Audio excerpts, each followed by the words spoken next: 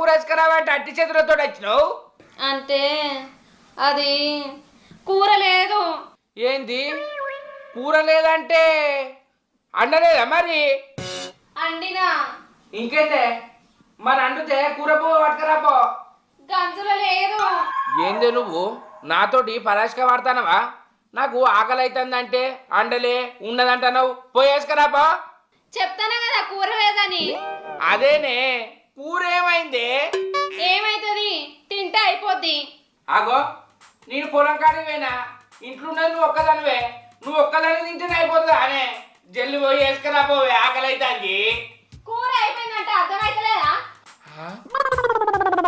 మరి కూర ఎవరు తిన్నరే? మీ బామ్మర్ది వచ్చిండు. మీ తమ్ముడు వచ్చిందా? ఆయన మొత్తం కూర ఒక్కటే తిన్నాడానే?